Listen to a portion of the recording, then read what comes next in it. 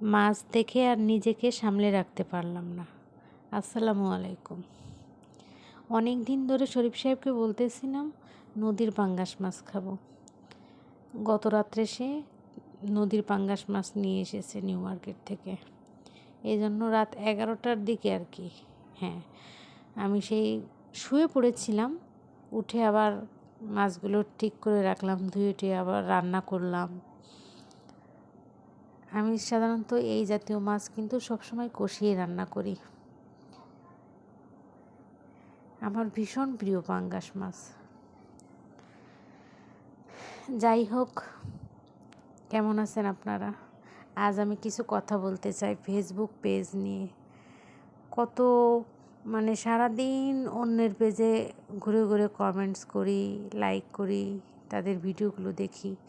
অনেক বড় বড় ইউজাররা আছে, সবসময় বলে যে অন্যের পেজে সময় দেন, অন্যের কন্টেন্ট বেশি দেখেন, বেশি বেশি করে লাইক কমেন্ট করেন, আপনাদেরও ফলোয়ার বাড়বে। বিশ্বাস করেন, যত বেশি কমেন্ট লাইক করি না কেন, ফলোয়ার কিন্তু একটাও বাড়ে না ওইভাবে।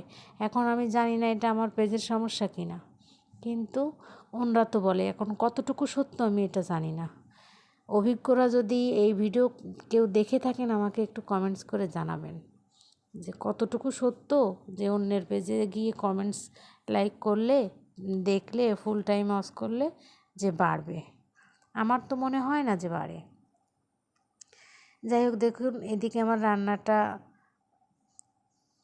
হয়ে গিয়েছে, মাছ কষানো এখনও একটু দেরি আছে। খুব ভালো করে মাছটা আমি কষিয়েছি, 3বার পানি দিয়ে অন্তত আমি মশলাটা কষিয়েছি, মাছটাও কষিয়েছি।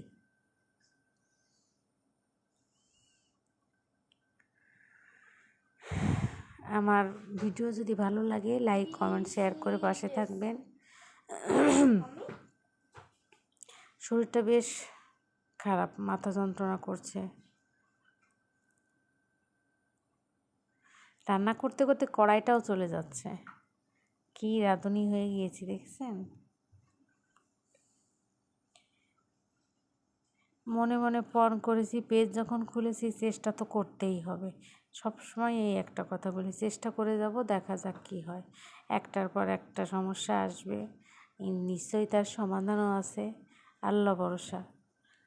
আমার ভিডিওটি ভালো লাগলে লাইক কমেন্টস করে পাশে থাকবেন ইনশাল্লাহ। আর আমাকে অন্যদের ভিডিও বলা লাগে না, যার ভিডিও সে নতুন ইউজার হোক আর পুরাতন ইউজার হোক, সবার ভিডিওতে লাইক কমেন্টস করি। আলহামদুলিল্লাহ। ভালো থাকবেন সকলে। আসসালামু আলাইকুম ওয়া রাহমাতুল্লাহ ওয়া বারাকাতুহু।